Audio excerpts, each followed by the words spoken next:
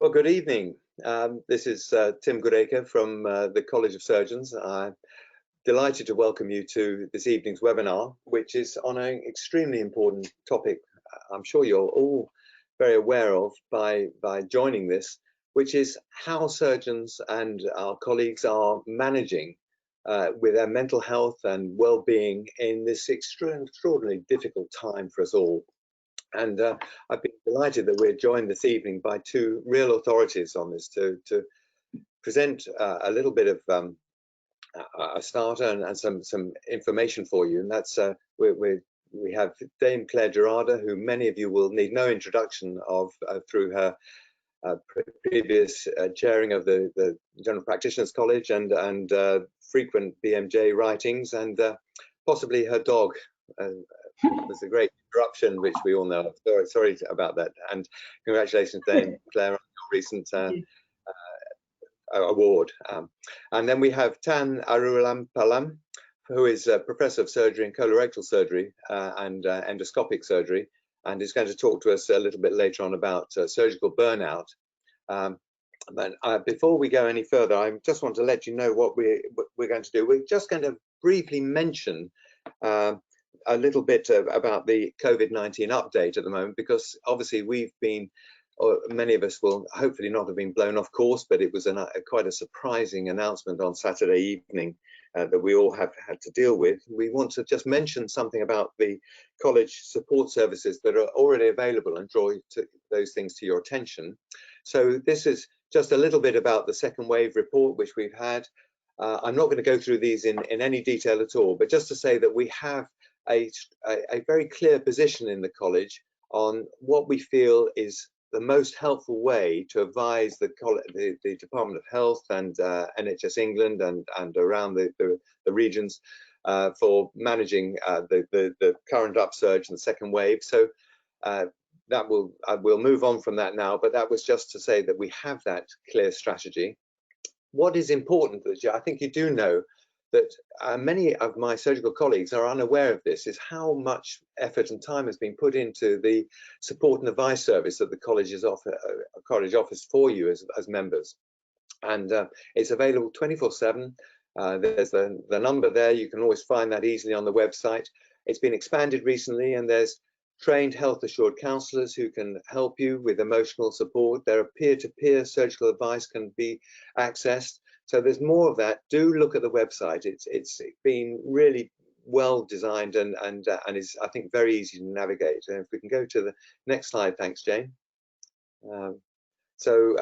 Remember that as well that there are a whole raft of good practice guides to help you in difficult situations, as well as some of the unfolding scenarios, and we're still working on those things like online virtual consultation documents and advice has been revamped, and there's a lot that's going on. There's this mental health and well-being hub, which is very good, along with the NHS People Plan support.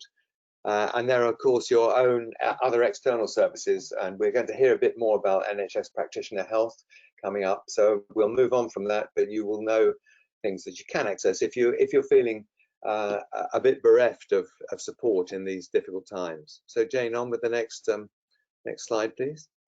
So I'm going to stop chattering away now. I want to hand over to Dame Claire for a brief exposition on what NHS practitioner health is all about and where it sits for you. So Claire, thanks very much. Thank you very, very much, Tim, and good evening, everybody. And I put a slide up there just to show you how to access us, the phone number, the website, and also a little bit about a book that I've just written, all proceeds going to a charity called Doctors in Distress. But let me just briefly talk about you, because I've talked about surgeons in the past, and I worry about you, and I hope you do access my confidential service for doctors and dentists with mental illness. It is totally confidential unless I'm really concerned that you're putting your patients or yourselves at risks, and that's happened about 9 times in 13,000 patients, so it's very rare.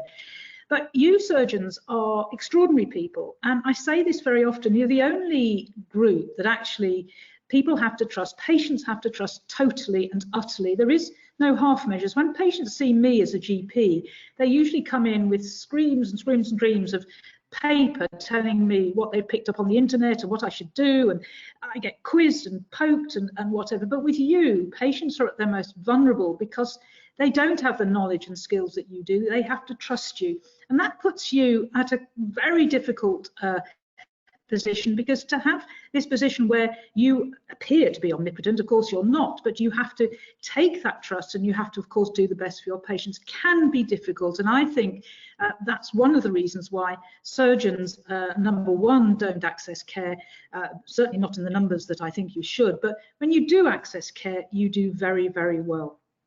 What we've seen during the pandemic is we've seen a spike in the numbers of surgeons presenting to us. That was a spike that we saw leading up to about June, July, and then we saw it tail off. And I think the spike, is or was, because I suspect it's going to happen again, is because I also think you're one of the only groups that cannot do the job that you're trained to do. I mean, many people are being redeployed, but on the whole, they're doing more or less the same job, whereas you, and I understand orthopedic surgeons, you're not doing the cutting. You cannot do what you were doing, say, this time last year. And I think that's causing many of you great distress. Either you've been redeployed into non-surgical specialties, or you're lying idle at home. So I think your rate of mental illness, certainly by the numbers attending my service, has been elevated because of that. I would like to say, though, that, you know, I mentioned it in passing, you're one of the most resilient, and I don't use that in the term that is currently used, but I mean that in the term, the fact that when you're pushed over, you bounce straight back again. And I suspect even during the second wave, when I suspect that many of you still won't be able to do your job, come when things start to hopefully return back to normal, that you too will start to return back to your pre-morbid state, to use the vernacular. But please, if any of you are struggling, if you're struggling with anxiety, depression, if you're getting flashbacks, if you can't switch off at the end of the day, if you're getting irritable, or if you're turning to drink, God forbid, if you're turning to drugs, please access my service. As I said, it's there. You can see how to get hold of us, and we run across England, and very shortly there'll be a service in Scotland, and there's a sort of service in Wales and Northern Ireland if any of you are working there. So good luck and take care, and hopefully there'll be time for questions. Yeah, thank you very much. That's a super introduction to an extremely valuable service that you've been offering, and your insight is I think helpful for people, and where we will also, I think, want to address not just our own and our personal concerns and anxieties, but also those when we find colleagues we're worried about, and the stressful nature that they may be, the things that they're suffering from. So we're going to go on without further ado to Tan's presentation. And Tan, thank you very much for joining us. And let's fire away. We're going to have a short video, I think, recording, and then you're going to chip in, I think, at the end of that, if I'm right. So over to you, Tan. Absolutely.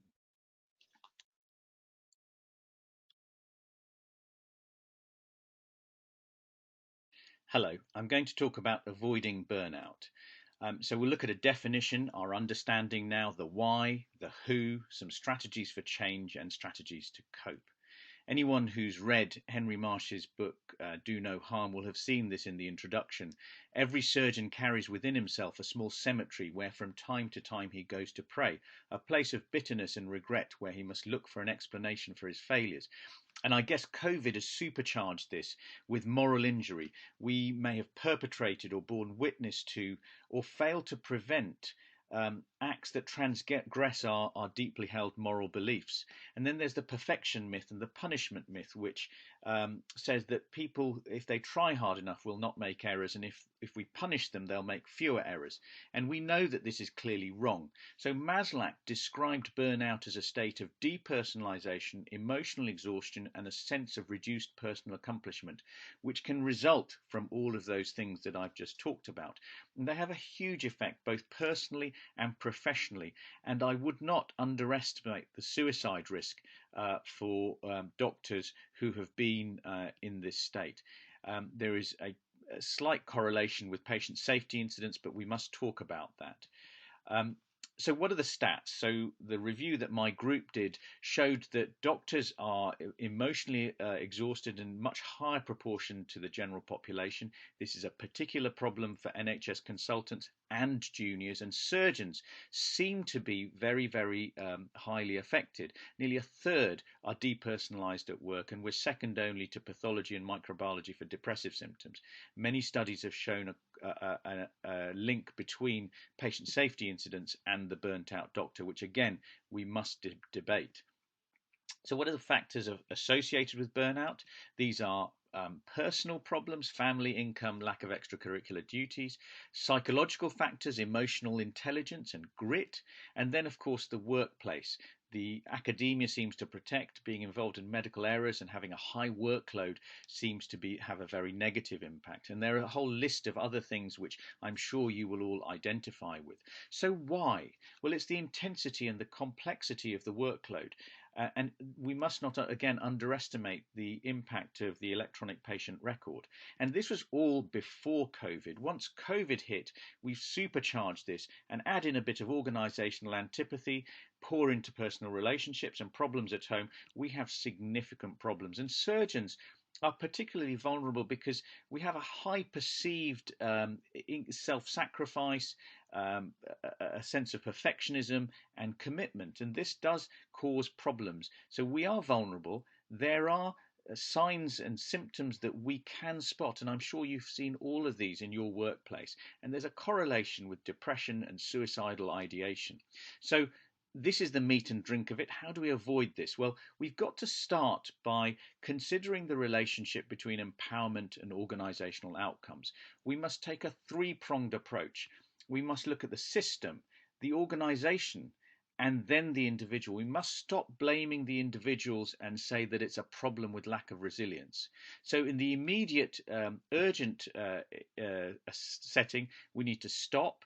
We need to take time off, seek professional help, speak to colleagues, formulate a plan, and we must review our workloads.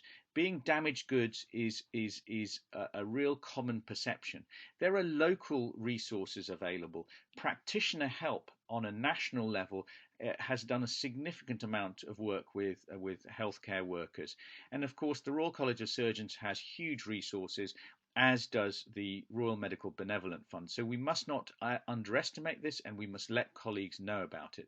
So let's look at medical school. Well, we're chosen for medical school with a high level of resilience, but there seems to be an erosion during our training. And Don Berwick said we must focus more on quality, protecting civility and rejecting greed. So the system has to change, and perhaps add in coaching to help people through this very difficult time. In terms of organization, we need to really push forward this concept of psychological safety. So if our psychological space has to be like a delicate vase, well, we need to put it on a table where our behaviors reflect kindness, empathy, and civility and assertiveness. But the table is nothing without its legs, and these are the attitudes of respect, humility, trust, and curiosity.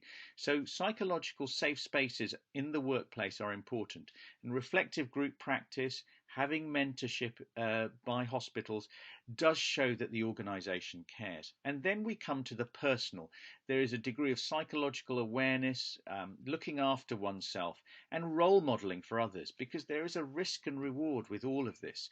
So my takeaways for you are: we need to build awareness. We're human beings first. This is reversible, and there is there's a growing body of evidence now that can show that our mental health does impact on our performance and outcomes. We must target interventions and look at this concept of psychological safety. It can affect the best in the world, and we must realise that it's okay to be not okay. My takeaway for you is that we are ordinary people doing an extraordinary job. Thank you very much. Thank you very much, Tan. Are we back on? I think we're about to go back into a position where we can chat with each other, and I'm just awaiting my. Jane, it says share my webcam. That was a. Share my webcam. Okay, there we are. Are you there? We're all there now. Okay. Right. Well, thank you very much, both Claire and Tan, for a rattle through a vast subject of burnout. And at the moment, I'm not aware whether we have any. Jane, can you point me towards questions at the moment, that if anybody's with us? So there are people with us. We are out here and listening. So they're coming through to myself and Misha. So I will field them across for you. We have one which I think is probably for Claire, although I'm sure that everyone else will also have something to add.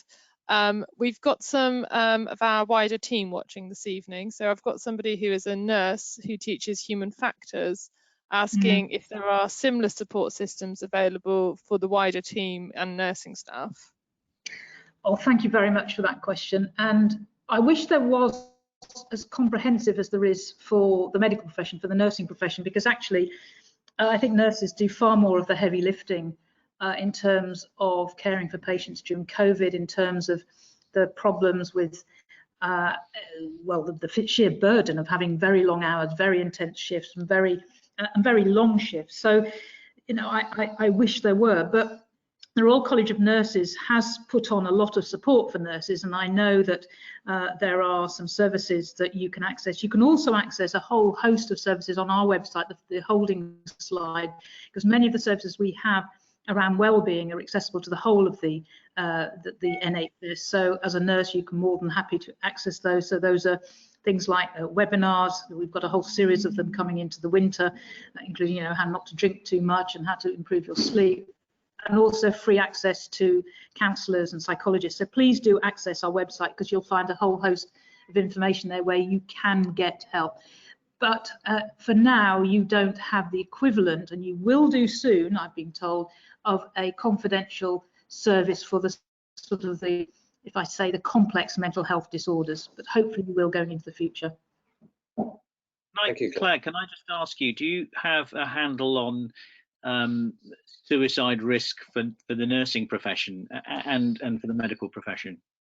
Yeah, I mean, the nurse, it's very difficult, very, very difficult, because suicide is a rare event. So to compare anything around suicide, and actually suicide with COVID, a rare event happens in clusters. So even if you get a cluster of suicides to attribute that to COVID, you just can't.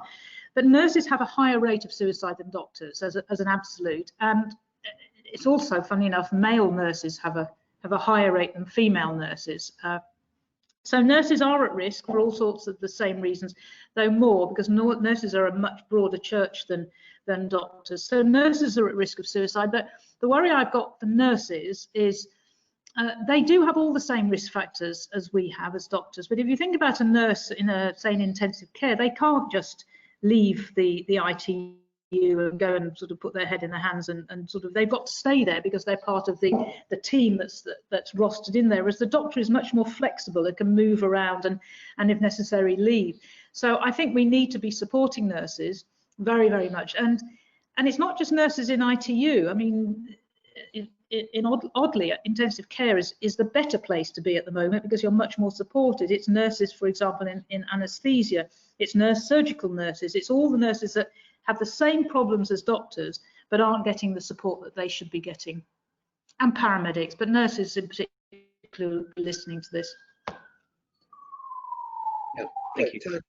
Can I ask you, Tan, about the stress on the team when a lot of your, I think all of us have encountered this recently, that a whole team can go down virtually, or half a team, with somebody gets a positive result or is waiting for some tests at home, and there's enormous pressure to keep the service going, and there's a lot of stress in time commitment and the obligation to keep going. How do we deal with our sense of obligation and in the midst of needing to have time off? Can you sort of open up that subject a bit? Yeah, I mean, I think my personal views are that we should try and do this all up front. So as departments, we need to come together. This is going to be tough. The second wave is going to be tough, and the spring is going to be difficult. So the conversations, we need to preempt what the problems may be. It's like a briefing for a difficult, for an operating list. We look at what can go wrong and try and prepare. I think also good leaders will take away some of the guilt, because as somebody who we as a profession don't like to take time off, and this is an illness that you can't soldier on because you put others at risk. So I think taking away the guilt is really important. And I think the third thing I would say is that we have to look at quality of what we do. If we look at the military, what happens in warfare is very difficult, and bad decisions made under pressure can lead to significant problems. So we need to say, listen, this is the absolute way we will treat people. And you need to have people sitting in the background actually trying to monitor what's going on. So in a hospital, in a region. Those are my thoughts. I think it's all about preparation and everyone being on the same page about it.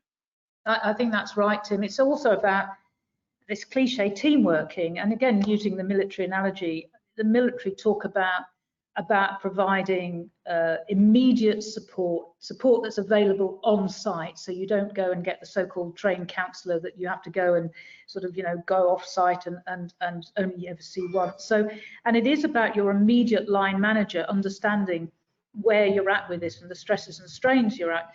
And what Tan's talking about is this sort of moral injury where your ethical and moral values might differ from what you've been trained, and it's terribly difficult. And I think that, with surgeons, it's probably not been as acute because it's not the decisions. And I think, Tim, you said it's the first time that in a sort of disaster, with inverted commas, it's not surgeons at the front line, that the surgeons aren't required there to open bodies and cut off limbs.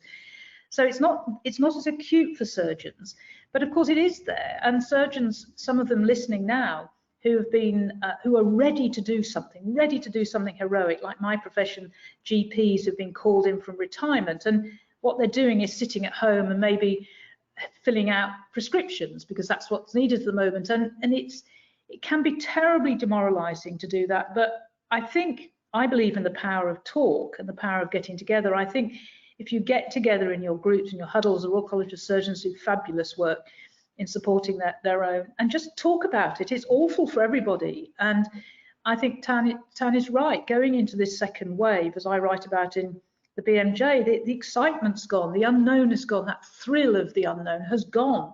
We know what this lockdown will mean. It will mean not meeting our friends, not going to Pizza Express, not meeting our grandparents. I don't have grandparents, by the way. But so, and working very, very, very hard. So just keep together, talk together, be together, and gain support when you think things are tipping over the edge.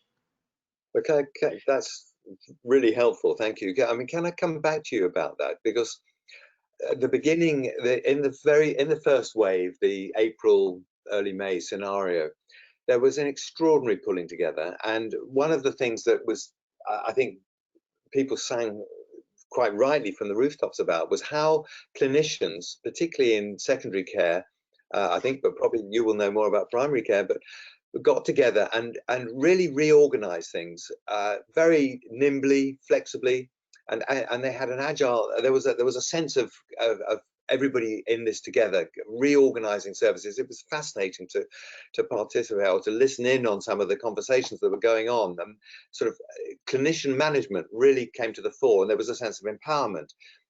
Do we wonder whether that is, have we still got that? Are we likely to have that in this wave? And is that going to be a second sort of blow to morale? Tim, you're right. I mean, I'll answer from what I know best, which is primary care. So we reorganised over the course of a weekend, taking 1 million consultations that we were doing face-to-face every day to doing online virtually. We also, in the space of 2 weeks, reorganised our practices to close some, to open some as hot sites, to open some as cold sites, and move staff around. So what you did in hospitals, but we had to do 9,000 times across the whole estate. And there was this sense of excitement, but there was also, and you know and I know, a sense of exhaustion. I mean, I ran a service a group for senior leaders during the first wave, and one time they told me they had 4 different clinical guidelines on the same day, on the same topic, and all saying different things. So there was an absolute sense of exhaustion. So going forward, I actually think going forward, oddly, it will be about how do we backpedal a little bit, and how do we actually bring back some of the face-to-face contact that we had? How do we actually bring back, within all of this noise and this mess, care as usual? And I suspect surgeons will be doing that and really trying to think, how do we operate as usual? But I have no doubt, absolutely no doubt, that the medical and nursing profession will do well. They will do what they've always done, always done. And you know as well as I do about surgeons, when you're exhausted, absolutely, and think you can go no further, somebody comes in and needs a crash operation. I'm not a surgeon, so forgive the words. You will just summon up whatever energy you can and you'll do your best. And I think that's what we're going to do. We won't let our patients down. We won't let the NHS down. And what I've advised is that we get together in teams or in pairs or triplets or quadruplets and actually start to share and to say, it's your turn now. I'm not indispensable. I'm going off for 3 days to sleep, and get those rotas back again, because this is going to go on, as we know now, till Easter at least. If I may just add to, sorry, if I may just add to that, we just some of the work I did with the PanSurg group. One of the things we learned from people who do disaster relief is the first thing that Médecins Sans Frontières or Oxfam or the Red Cross will say is, going into a disaster zone, you protect your staff. That's number one, and that's physical and psychological protection. And once you've secured that, then you've got to get the communication right. And I think if we can get the communication, the protection right, as Claire says, you know, we do have to look after each other, and we have to. Our hospital split into 2 different teams, which has benefits and downsides. But what, you know, the group that I was with, it was very interesting, because when I actually had to isolate for a weekend, and normally finding cover on a weekend is dreadfully hard. But it just happened, and we all ran through walls for each other, which I think is very, very, very important. But don't forget people in your position. I mean, it's not just us clinicians, it's those in leadership roles who are working their socks off to do what they have to do. And I sort of get slightly fed up with the term front line, because, as I said before, I think oddly working in the so-called front line, you know, in the accident emergency ITU is probably the best protected. If you know, if anything is more protected, it's working as you do, working in the leadership roles, as I do in general practice, dealing with consultations in my bedroom, that becomes the hardest thing to do. That I think that's all extremely pertinent. I mean, what about the future? At the moment, we are facing potentially 4 million patients on a waiting list, plus growing as the time goes by. We're looking at a rather unhappy scenario ahead of us at the moment, where elective operating is being curtailed again in centre after centre. Though we don't want to get into the detail of that, but how do we face a sense of that's really quite gloom laden, I think, for service providers, particularly with elective services, which may actually affect us mentally as well. What about the individual pressures of that? Tan, can you how do you feel about the pressure on your service that's growing, this kind of log jam that you know is going to hit you at some point? Yeah, I mean, you can't boil the ocean, and I think the most important thing is that what we had in March and April was a unity of managers and clinicians to deal with the problem, and now there are 2 slightly different problems. There's an imminent massive pressure on the emergency service, plus there's a huge backlog of very, very, very distressed patients waiting for their surgeries. And you know, who is to make that judgment on what's clinically urgent and not? Those decisions are very difficult.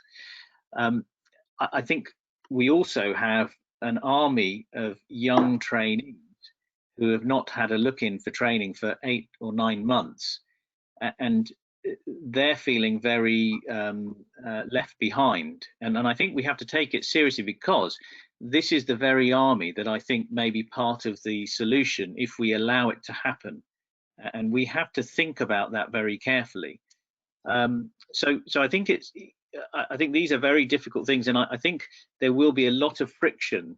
As you said, certain centres have had to cancel and delay elective surgery, and that problem is going to get worse through the winter. We know that, but some of our colleagues may feel we've got to plough on whatever. And you know, what happens if one is saying, listen, this is unsafe, and you get a green pathway with infected patients? You know, you're suddenly presiding over a small catastrophe. Well, so I think, yeah, but I think the wording, Tan, is it isn't a small catastrophe. I think we've got to get the language right. I also, Tim, think that this is over to you. You're Vice President of the Royal College of Surgeons. I mean, I think we now have to look at the leadership, the medical leadership, right across the board to say how we're going to deal with this, because what we all know we're doing is trading COVID for cancer in a way, in a cliche, and it's up to, and so Tan can't sort this out at his local hospital. It's not for him to do, and it's not for individual surgeons listening to do. This is your issue now. This is the leaders of the profession. This is, if I dare say, your sort of march up that has to start to say, well, where does the balance lie? What can we do to survive, to support Tan and his colleagues? It shouldn't be for him to make the decisions who goes into intensive care, who doesn't, who gets surgeries, how long you have to deep clean an endoscopy suite for. It's up to yourselves. And my profession, I mean, we're having to grapple with this in general practice. I mean, you know, we're not now having the, oh, by the way, doctors, they leave the room and tell you about their embarrassing ovarian mass. They don't tell you that. They say, I feel something down there, doctor, which I don't really know what it is. It's very difficult to do it other than a no, by the way. So I think this is your moment now. It's the moment of the medical leaders to say, to support the advisors that we've clearly got advising government, but to say there has to be a point where cancer or COVID, what is it? And it isn't a catastrophe. I mean, I don't know surgical wars, but a catastrophe is an earthquake and hundreds of thousands of people dying in it. It's not, I imagine, you know, an outbreak of COVID on a ward, which can be contained. Yeah, and point very well made and well taken, and I can assure you that, and assure anybody. I know you're doing your best, by the way. I hear it. Enormous amounts of energy going into the advisory work, but ultimately the governance decisions are NHS England, and but as you say, you're quite right about social advice, and the college is very strongly lobbying with that. Can I bring you back though to sort of personal pressures? You talked about the very rapid conversion to online consultations and conversations and that whole virtual world. I've had a lot of feedback from colleagues that they really find it tiresome sitting, having to do their consultations and their clinics online. They're in front of a screen the whole time. Can we have some comment about that and burnout with respect to the virtual world? I think it's a sort of an unspoken matter at the moment, and it's the best we have. But I'll ask them to say. I mean, you can't cut virtually unless somebody tells me you can. I mean, I suspect the Antarctic, where you have somebody telling you where to slice your abdomen open, I think is probably one too far. We're now doing across general practice, I've just got the figures, 1 million digital consultations a month, and that's up from 20,000 a month this time last year. And patients love it because it means that they can get their problems sorted. And to a certain extent, when we had virtual and real going along in tandem, doctors loved it because you could direct the patient into the right place, the right time. But as I said at the start, we missed the relationship and the physical contact with patients. So, and also it's turning doctors, as you just said, into sort of call centre doctors, which isn't, I suspect, what many doctors set out for. It also, a colleague of mine took a young doctor to a patient, actually a home visit, to examine someone with severe neurological problems. They couldn't do it. And it was the first time in 5 months they'd touched a patient. So I think you brought it up, Tan, about physically not touching patients in order to examine them, let alone to cut them. So I think it's what I said. I think we have to find a way of bringing back patient contact, because we can't lose it completely, both for doctors, but especially for patients. But I'd be interested in, Tan, and your remote operations. It is possible. Jacques Marasco did an operation in 2001, sitting in an office block in New York, and he operated on somebody in Strasbourg. But I wouldn't like to push that one. More from a digital world, I think people have got into this binary sort of way of thinking about things. And of course, there are so many positives about using the digital world and online consultations. So as soon as a referral comes in from a GP, rather than sitting as a bit of paper or a line on a spreadsheet, we can call those patients up pretty much straight away, and we can triage them and push them down the correct pathway based on what the GP has said and what we have talked to the patient about. So I think there are various advantages, but it's a hybrid world we have to inhabit. The digital must simply be used to enhance our patient care. So I wouldn't sort of want to promote just digital or just online consultations, just telephone consultations. I think they have a role to play. I think electronic patient records and the digital world is extremely stressful. And only for a hospital doctor, we've been doing it for 15 years. Yeah, I used to be amazed why my wife was so stressed out 10 years ago, and now I understand.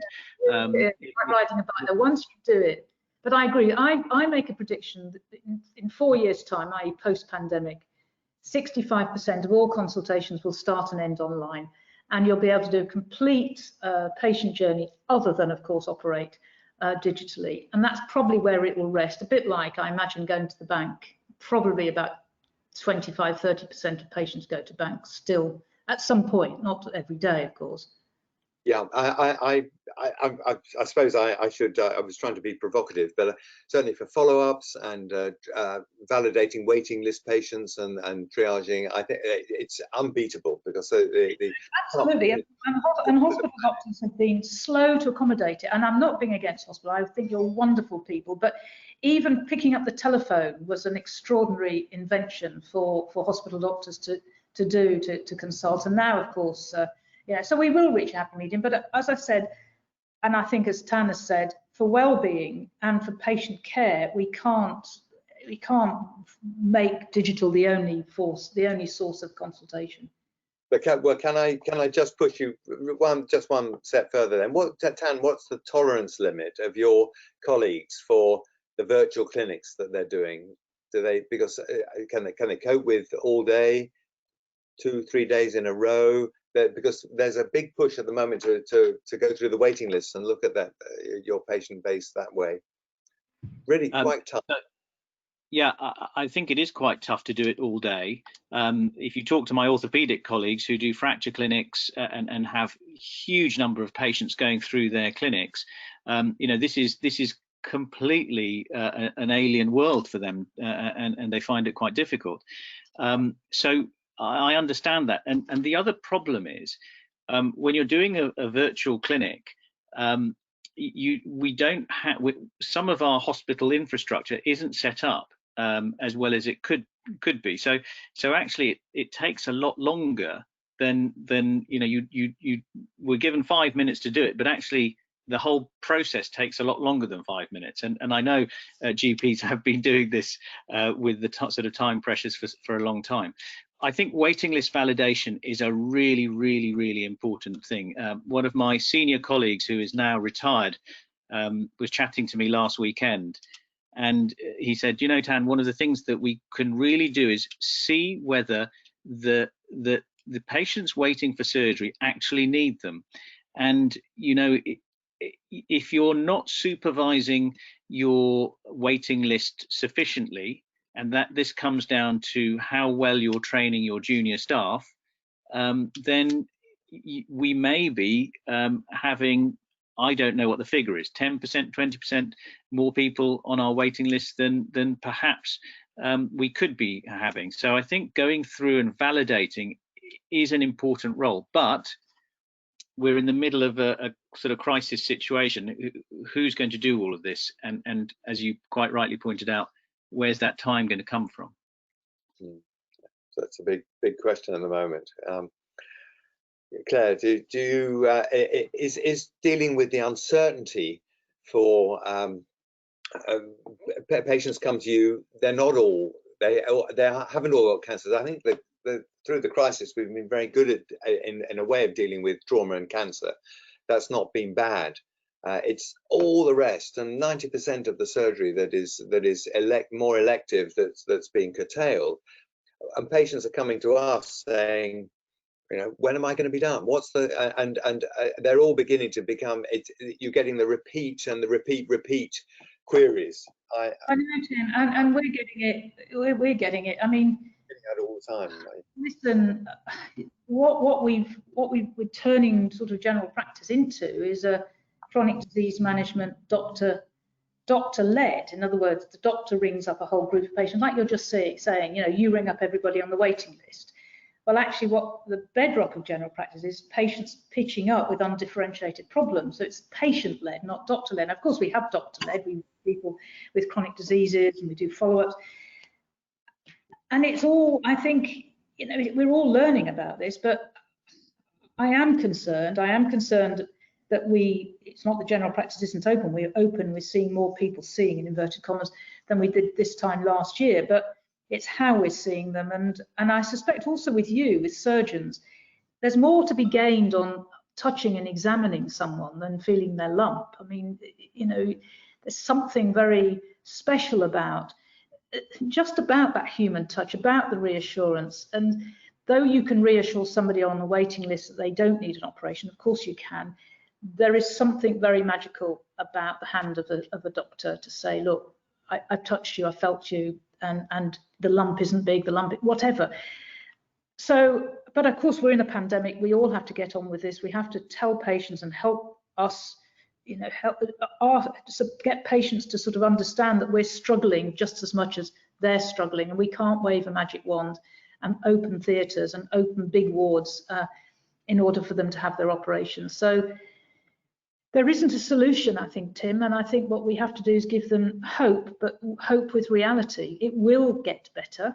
You've got a whole army of surgeons there ready to get it better. Maybe we need field surgeries, field hospitals that just do cold surgery. Well, that's very much the part of the college's position is obviously the COVID light, the sort of green area hospitals, which I think we were slow as a country to get behind, but we're there now, and certainly that is the way forward for us to try and manage that. Can I ask you both about the depressed doctor, and particularly the depressed surgeon?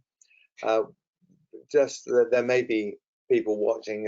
We know we've talked about the resources that are there, but what should we be looking out for in a stressful time? Are we looking for a peak in things going wrong and people feeling? We all know there's a pool of gloom settled over the country on Saturday night, and it has my 60th birthday present yet again postponed.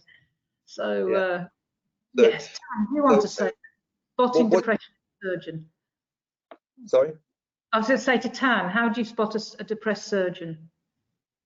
So I think we've got an amazing opportunity, actually. Although it is busy, there is time to sit down and listen. And I think in our busy lives this time last year, we were doing our our NHS lists, running off to endoscopy clinics and paperwork. And actually, the time in the office, the time talking to people was very small, actually, I think, in reality. So my personal thing is I try to check in with my colleagues, and we do all the usual WhatsApp group things, but I think it is important to check in with your colleagues. I think there has to be an ability to be psychologically fairly safe, because as Claire pointed out, we are pretty we don't like to show any weakness.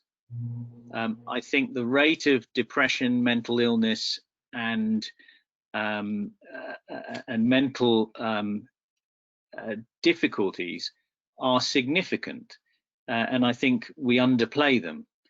And I think the other thing that the point that Claire makes is it is reversible. It is easy to deal with. So the only way you can spot it is by talking to people. There isn't one magic symptom, is there? No. And I think taking time is all I would say.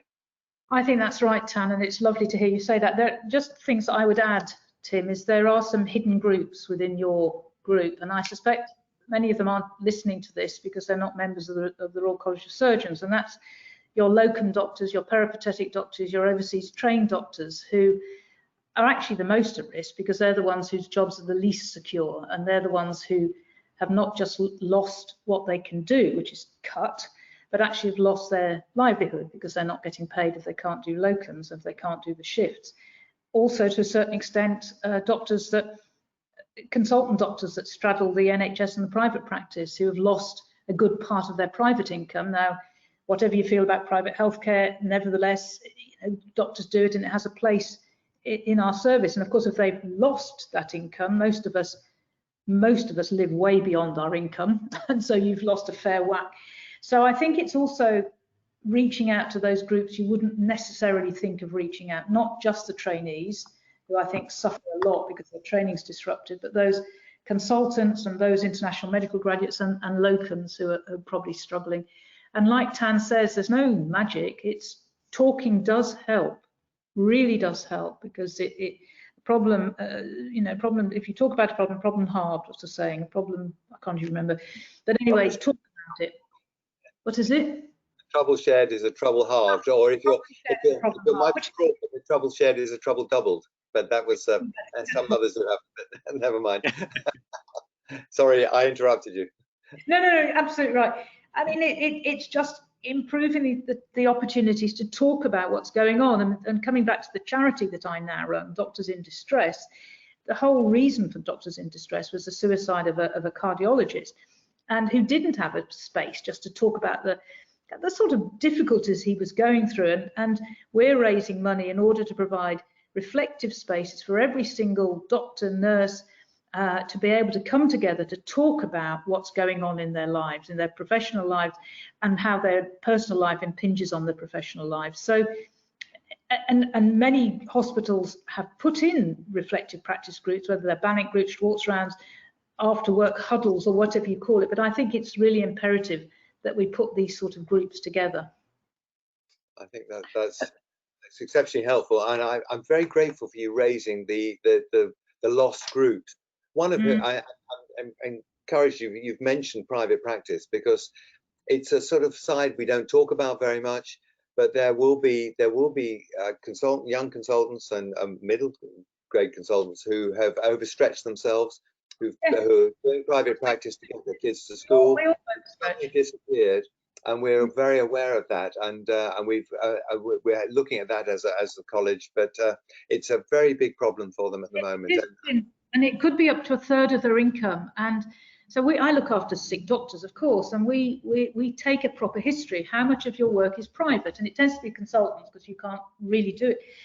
And it tends to be a third. And once you lose that third, we all overreach ourselves, all of us, even my age, and you lose it and the whole thing starts to collapse like a pack of cards. So it is important that you reach out to them. And if you are in that situation, there's help available. Seek help. We can help sort the problem. We can't raise the money, but there are ways you know, it's not as catastrophic as you think. There are ways through this. Yeah, well, and that's what I wanted to sort of flip onto that as well, and that is to direct people again to the college resources that may seem very it may seem a bit less personal by being online, but through the online service there's face-to-face and a lot of access we can have to really talk these things through and get some real support for people who are having problems. So, and it's pushing that out. That knowledge base is very important. As you say, a lot of people are clued up, but there's a very significant proportion, perhaps those who most need it, who are less clued in. So that's something to seek help. You know, with there, nobody's going to think the worst of you because you're ringing up and say, I've just lost £30,000 of income because the hospital's shut and I don't know what I'm going to do because my mortgage requires that. Seek help. Yeah. Tan, I think it. Yeah, I just you know, agree with everything Claire said, and I do think we need to signpost a lot more. We've got a local charity for our junior doctors, but actually we all need to tap into this. We also need to be acutely aware of what's going on around us. And you know, Sheila Porath writes about civility and respect, and you know, this is the time now to really look out, put differences aside, because it there we go, the dog's here. It could be life or death, and you know, I don't say that lightly, but I think this is a very disturbing time. And you know, what we haven't mentioned is we've talked about the professional side of things, we've touched on finances, but whilst all of this is going on, and you know, we then have our homes, and that can be an added stress during these times, particularly with lockdown, and you know, other members of our family having other things to do, and generally taking those problems on ourselves as well. Yeah, absolutely right, and that's very much our well-being. I'm aware we're coming towards the end of our allocated time, and you've both been incredibly helpful with comments.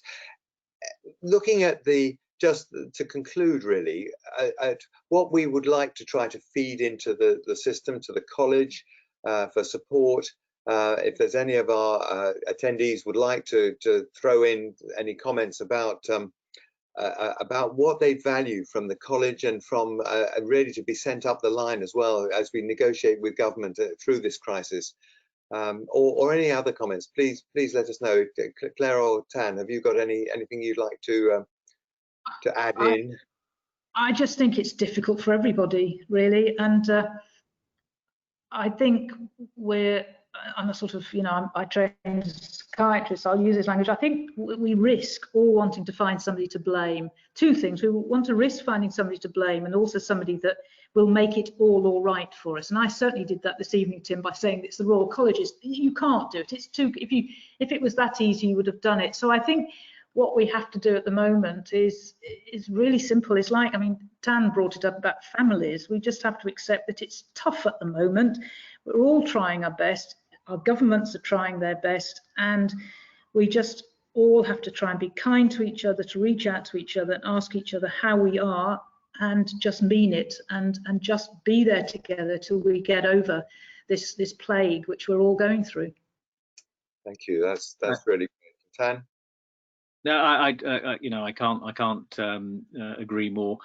And I think it is important, you know, the college and our various associations, the Association of Laparoscopic Surgeons, Proctology, the plastic surgery groups, BOTA, we all have to have a welfare officer, and we all have to have some point of access, and look at trying to coordinate the signposting. Because as I said in one of my slides, you know, practitioner health has done an amazing job, and the college has got resources. It's just we need to make sure that all of our colleagues know about that. So we need to have a big campaign of shouting out. I think that's the start of it. Thank you. That's really, sorry, Claire. Yeah. No, I was going to say thank you. Thank you for putting this on. I think this shows how much you care about your members, and I think it's really important.